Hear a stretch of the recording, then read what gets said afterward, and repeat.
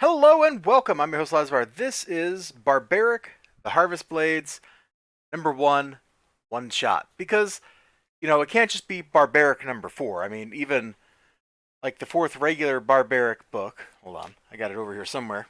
Here it is a new miniseries starting at number 1 to get that number 1 sales bump. Why comic books are like this, I don't know. But they are. So I guess the main thing to kind of just get across with this is it's okay. It's pretty forgettable, I think.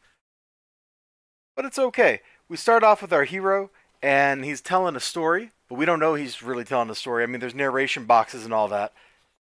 And there's some funny bits in here. Like, this is a very barbaric moment. The really funny thing is he's telling this story to a bunch of kids. So, he's just swearing and stuff in front of kids. I like the wizard with the mushroom hat. I think that's kind of fun. That's how the book starts. Is he's telling the story to some kids, he's in this town, and he's kind of set all the town's problems to right. He's fixed stuff. And he's just kind of bored and hanging out and telling stories to kids. Then things get a little crazier after that. Oh, here we go. See? Town. Everybody's cool. Hey, Bob. Hey, Phil. Boom. Trouble has a way of arriving. And pretty soon, the trouble has them off, or has him, I guess I should say, has him off adventuring with this band. Here's got the thief, got the leader type guy. Like, he's obviously the one organizing the expedition. And what are they questing for? Some town is about to be overrun by giant bat monsters or something like that. And so that's what they get our hero for. And he's compelled by his curse to go help people.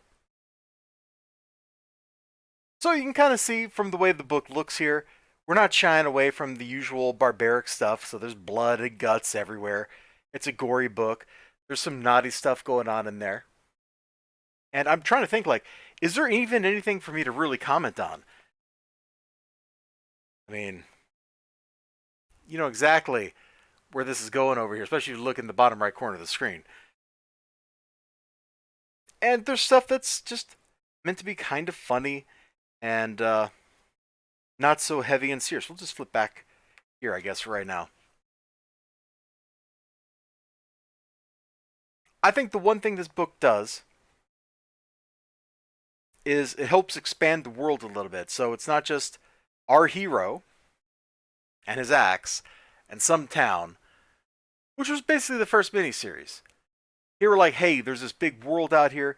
The dude has done a bunch of adventure stuff elsewhere. And it's alright. The pacing was quick. I thought there was too much text, and my eyes glazed over in places when I was trying to read the book. It was just kind of like, yeah, I don't really feel like reading all of this text. I want to go watch him hit a giant spider with an axe. And you know what happened? Sure enough, he hit a giant spider with an axe, and it was pretty satisfying. And there was some other combat.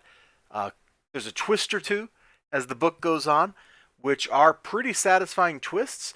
We're not going to talk about them because if I tell you what the twist was, I kind of spoiled the twist, and it's no longer so twisty. The art looks fine. I'm not sure it's the same artist as the other book. Hold on, let's get miniseries number 2 out here.